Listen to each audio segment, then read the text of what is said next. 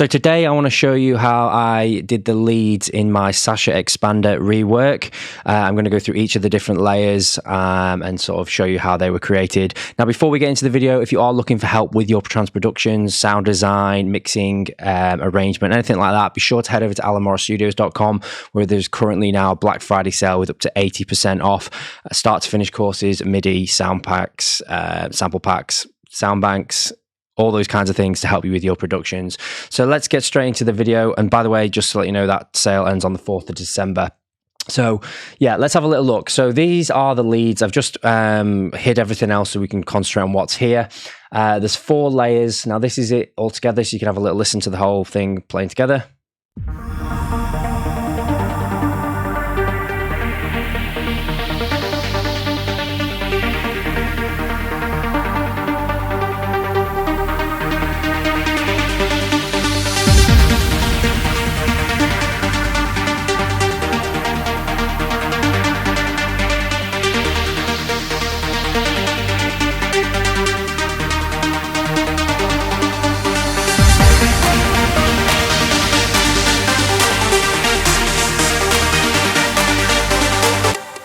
Okay, so this is the lead that I'm going to show you. It's playing this melody.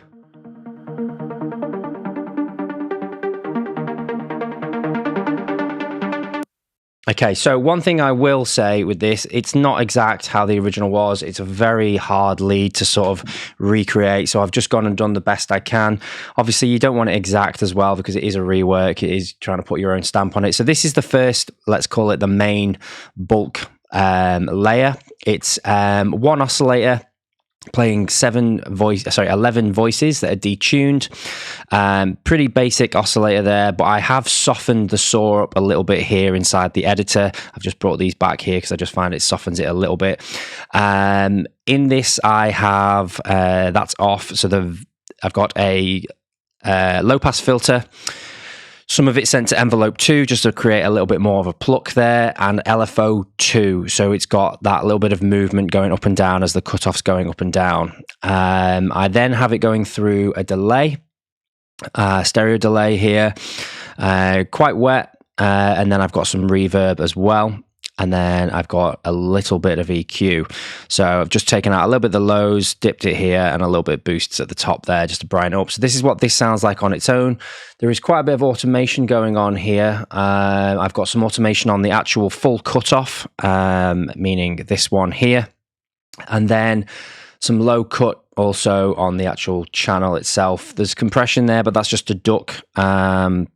As the kick and bass comes in at the drop, and then there's a little bit of EQ just pulling out some frequencies here, low rolling off the low end and boosting a little bit at the high. I believe there was some more automation. Yep, the mod depth, for example. So during this first little part of the breakdown, I've actually automated up and down a little bit of the mod envelope going to the pluck so that the pluck sounds slightly what's the word I'm looking for?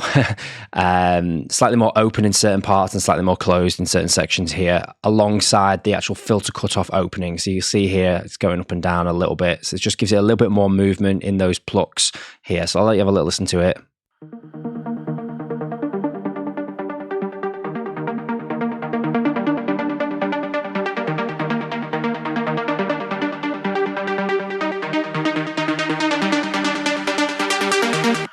So you'll hear in this section here with the mod envelope automation, the plucks sound a little bit softer, and then I'm coming back up again just to kind of like ride that melody a little bit with the automation. Then as we come up to here, I've opened up the cutoff on the main cutoff here, just in this section.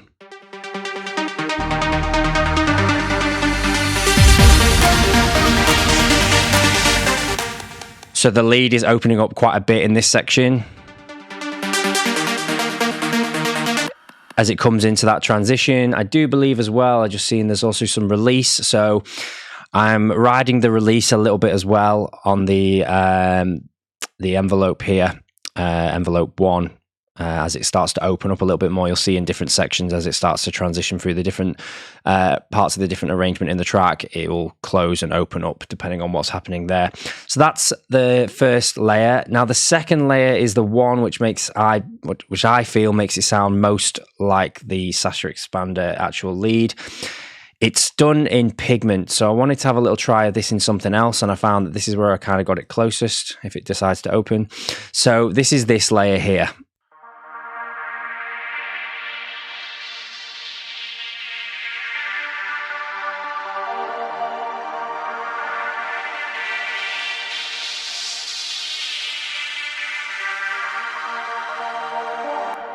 So there's a lot of movement in the original track.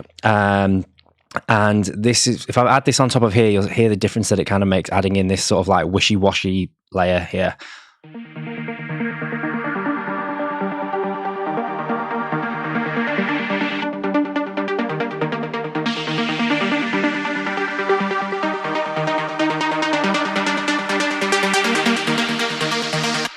So that's that layer. Now with this layer, this lead, trying to get really close to this was quite difficult. So I was kind of like building it up bit by bit. And listening back and forth and adding to it as I thought, oh, it needs a little bit more of this, it needs a little bit more of this. So this layer is basically a saw wave inside pigments. It's the super saw unison mode, quite a bit of detune, quite a bit of mix. On the detune there. The filter is a bandpass filter, bandpass 24. Quite a lot of resonance, and you can see here it's kind of moving around. And now this cutoff is mapped to LFO 1, and you can see it going up and down here. So if I play it, you'll see it's following this this contour here.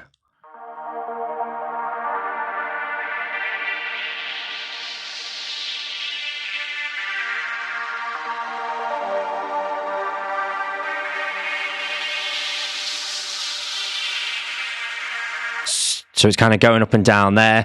The only other part of, well, it's not really modulation, it's a little bit of a slower attack on it, sustain and release on the actual sound itself, because when the attack was too harsh, it was sounding too, the attack time was too hard, basically, for what I wanted to do with this layer. I really wanted to sort of create that wishy-washy sound that's in the Xpander track. Then we have in here, there's nothing else to really explain in here other than, again, just a simple saw wave. Now in the effects section, I have this shimmer, which is playing the essentially reverb, shimmer reverb, an octave above. So this is it with it off.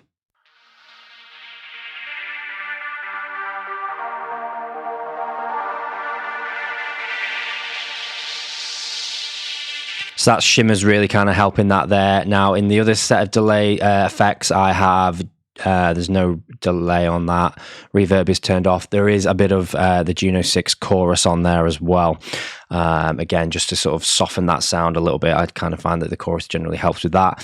And that's that for that layer. So the next layer, let's have a little listen to this one. I've got to kind of remember what I did, because I did create this quite a while back. I've just been tweaking little bits here and there.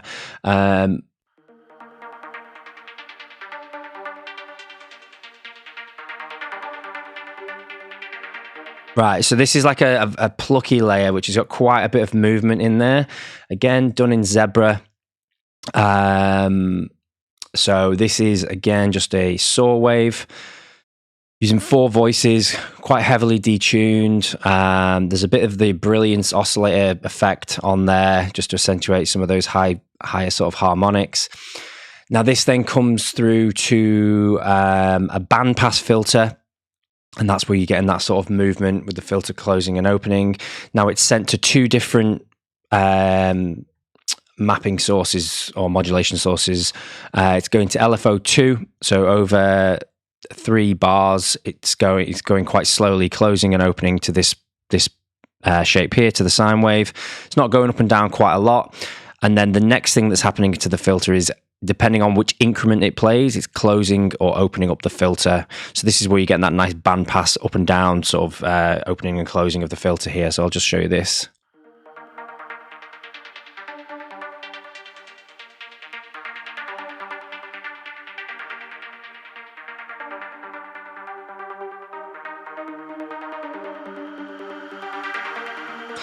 So you can hear that it's got a nice little bit of twang to it. Now, the reason why I was added in this layer is I just felt it still needed a little bit more movement from when I was playing these two.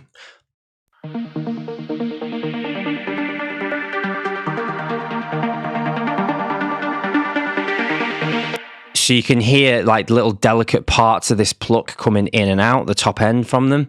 Again, just adding a little bit more movement and texture to them on that. It's not a huge, massive, impactful layer, but when I'm listening to the original, I was like, it just needs that little bit more movement to it. So I added in this. So quite a bit of movement with this, a lot of going in and out with the filters and stuff. Now there's a bit of saturation on there.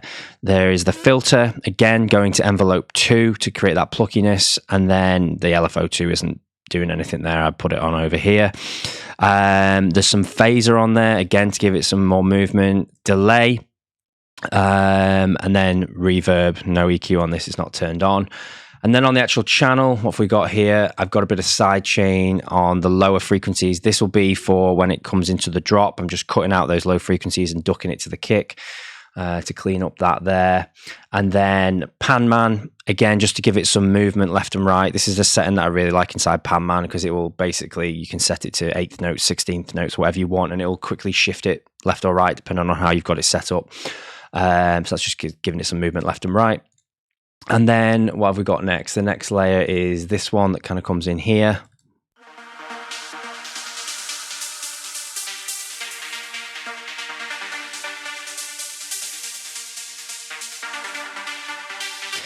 So again, you could almost sort of class this as sounding quite messy, but when it's all together on its own, it was just, again, adding in those extra bits of texture for me at different points, because the modulations are happening at different times and different speeds in this. So as one filter might be opening, another one might be closing, and it's just kind of giving that movement as the track kind of goes along. So again, this is just another saw wave. I have softened them again. On the saw there's no oscillator effects on this. Again, very simple stuff, but if we look at, for example, where's the filter coming? So we've got the filter here. Bandpass filter, again, going to LFO2. But as I said to you just then, this is going at a faster rate with a different shape. So things are coming in and out, up and down, whether it's through a triangle or a sine, and they're coming in and out at different rates and at different amounts as well as it goes through. So that's going through to the LFO there. This one is on a bandpass as well. So all just adding to that movement to the lead. Again, quite a bit of delay, a bit of reverb on there as well, and then some EQ. Now I think I've copied the setting from the the first layer here, because things are looking very similar, and then I've gone in and tweaked them to change them. And then there's quite a bit of low end taken out of that, some tremolo and some Panman on this, just to give that movement left and right again.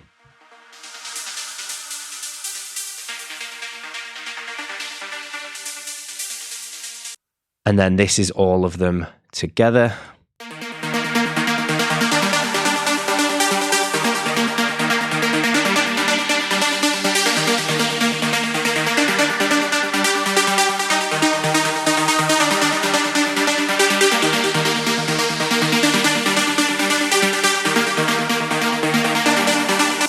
So you can hear there lots of different movements happening, like, you know, different parts of the melody opening up more than others because I've got them sent to that like M map and stuff like that. I'm fully aware that it's not exact, but you could spend years trying to get something exact when you haven't got the exact same hardware and all that sort of stuff that was used in the original. So pretty happy with how it's turned out. And these are all the different layers, as I say, bits of automation going on. The track is up for free download on my SoundCloud page. If you want to go and check it out, you can and grab a copy. And as I say, if you are looking for help with your trance productions, then be sure to head over to allanmorrowstudios.com, where the Black Friday sale is now live and will be ending on the 4th of December. So as I say, there's lots of sound design courses on there as well, which will help you with stuff like this and help you be able to create sounds, you know, replicate them, or, you know, just get a bigger base knowledge when it comes to sound design, which massively helps, I found, when it comes to sound design.